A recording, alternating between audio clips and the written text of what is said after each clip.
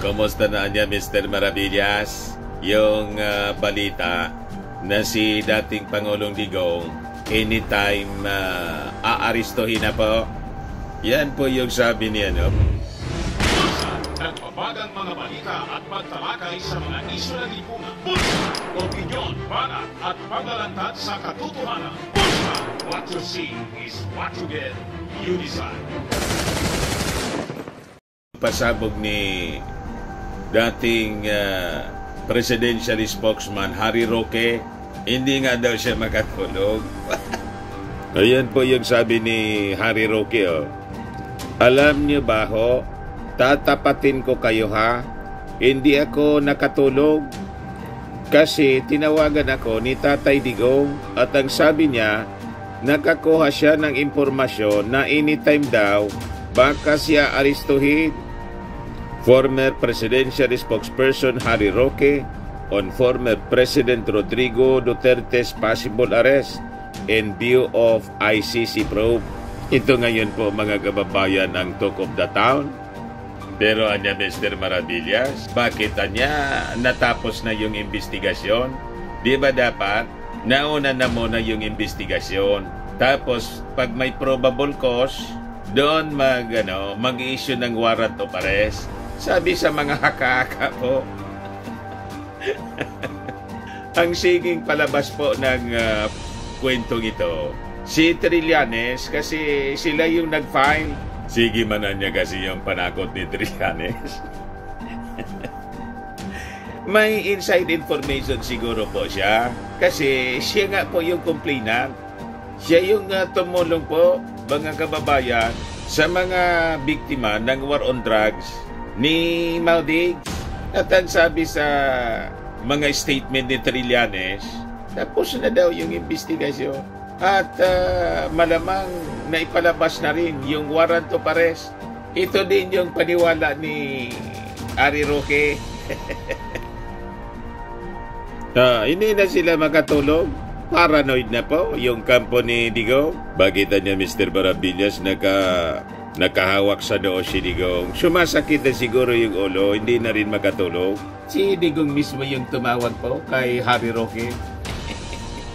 Pero alam po ninyo mga kababayan, nang pinapanood ko yung statement ni Harry Roque doon sa kanyang programa, yung YouTube video niya, at pinick up ng TV5, ang tingin ko parang nanggagatong lang po si Harry Roque para mag-amok po yung mga minions, yung mga kasama nila, yung masa po, yung mga naniniwala sa dating Pangulong Digong.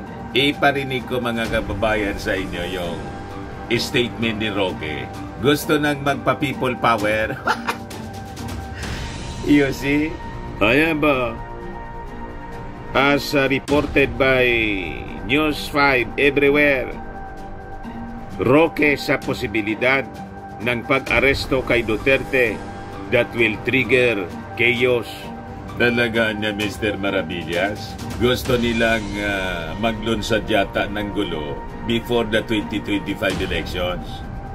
Yun ang mga nadidinig natin, mga kababayan, na mga alingas-ngas. Yun din mga kababayan yung kinonfirm ni Gary Alejano, yung dating Marine officer po na Magdalo Party List congressman, sa interview po ni Christian Isguera.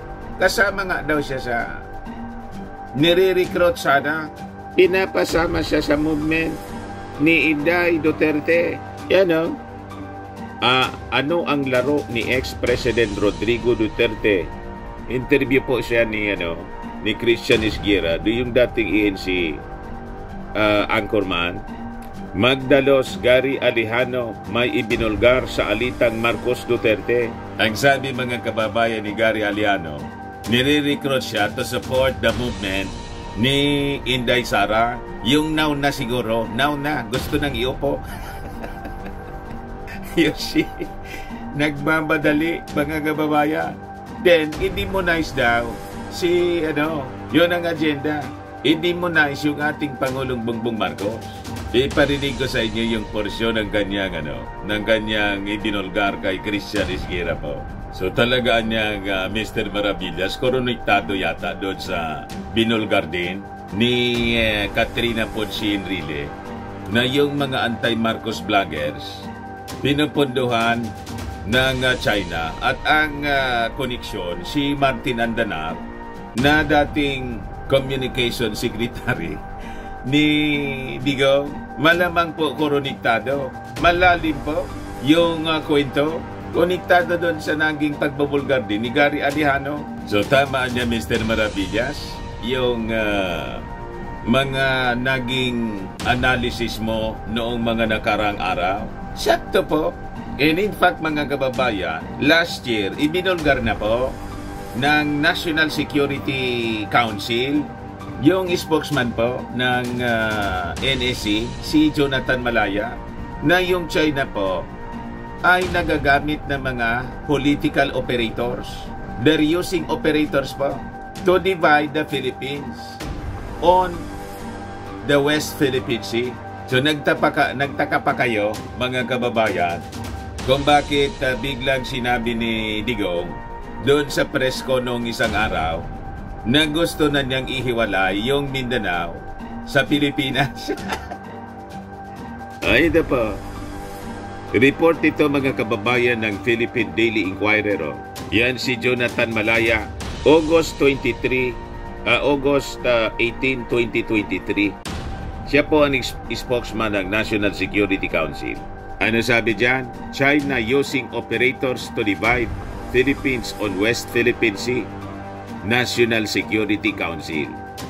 Nakita na ninyo? Connecting the dots. Nagsisipaglabasan na po ang istorya, ang mga katibayan kung bakit tumitindi ang mga attacks laban sa ating Pangulong Bongbong Marcos at kay Martin Romualdez. All of this konektado sa galawan po ng China. At yung mga attacks na to ay galing mismo sa dating Pangulong Digong.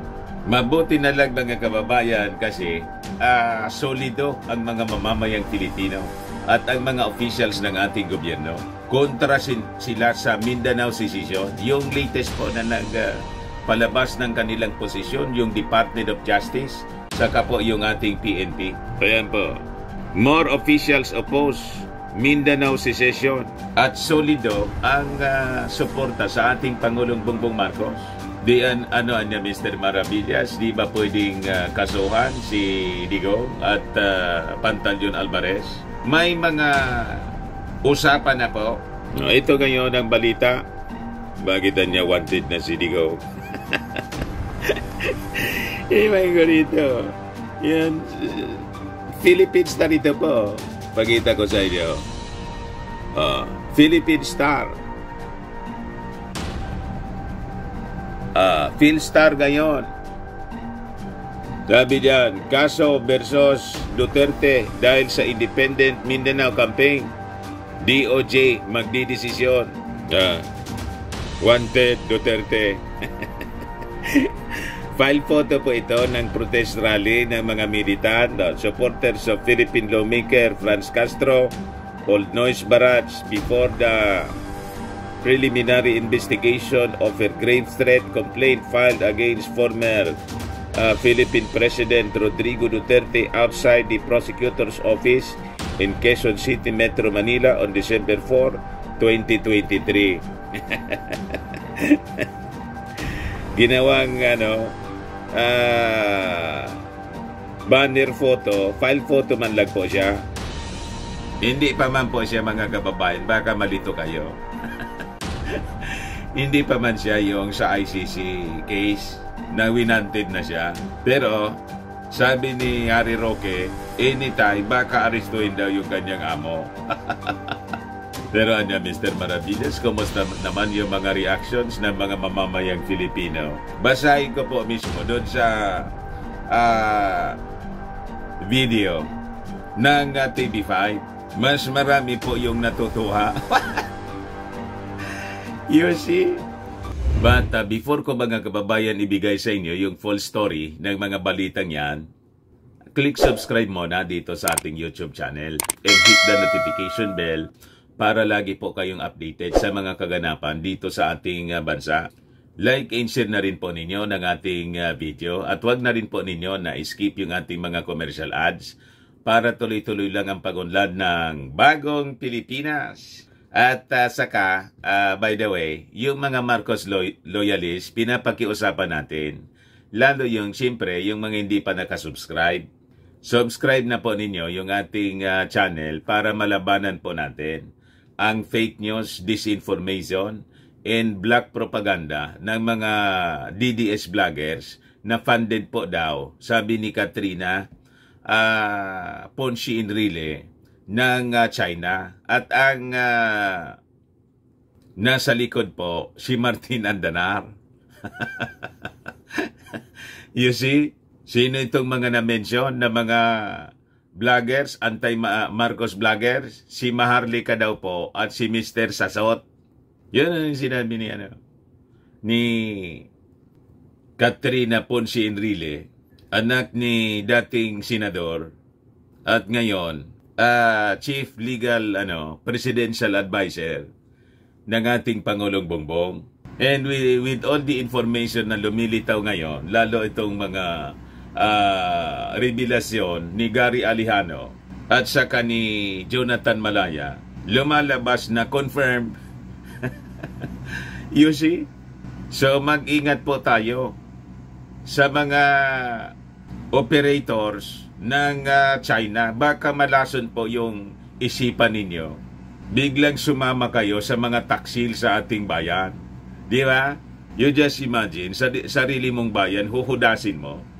So dumami na po yung mga makapili, modern makapili po dito sa ating bansa. But meantime, sa mga nagana po ng malinis and spacious fitness gym, bumisita lang po kayo sa aming Colossal Fitness Gym. We also offer Grab Car Rental with our brand new 2023 model ng Toyota Innova. We also accept booking for those who are planning to travel via PAL, Cebu Pacific, and other airline companies, local and international. And bills payment for Meralco bills, Aleco bills, yung mga taga dito sa Albay, PLDT, etc. Kahit saang bansa po kayo, gusto na mag-travel, pwede na kayo magpa-online booking dito sa amin para makamura po kayo. Pati po mga kababayan na hotel, may Paymaya kami, may bayad center na rin po dito. Ang Colossal Fitness Gym is located at 3rd floor, Security Bank Building, Lanco Business Park, Legazpi City, Albay. For inquiries, look for Gilon Maravillas. Contact number 0966-802-0949. Yan yung aming Innova po. Lagi na po matao dito sa amin. Na-set up na rin po yung aming mga bagong equipments. May treadmill na rin po kami. At saka may bago kaming product po na binibenta rito, iGlow Serum. Whitening serum po siya. Negosyo po siya ng aking anak na architect. Riz Maravillas po. iGlow Serum. Tingnan ninyo mga kababayan, before and now. O diba kitang-kita yung diferensya po? 3 times more effective than your ordinary collagen serum with anti-aging and brightening formula. Dumiretso na lang po kayo sa kanyang FB Messenger, Riz Maravillas on FB. Sa mga pains at mga paninigas ng kaso-kasuan, try po ninyo ito. Firmax Firming and Lifting Cream. Pahit-pahit lang po sa mga pulses and affected area. Maayos po sa paninigas ng mga kaso-kasuan. Ito naman po, Automax Radiant Serum. Sa mukha naman yung application. Anti-aging po siya. You will look 10 years younger than your age. Sa mga cancer patients naman po, try ninyo po itong Nainsha Red Mix Fruit Drink. Hindi man po siya gamot, food supplement siya. Kaya lang, gawa siya mga kababayan sa goji berry. Yung goji berry may anti-cancer properties. Ayos pa? Yung mga inquiries ninyo, dumiretso na lang po kayo sa aming messenger para masagot namin agad.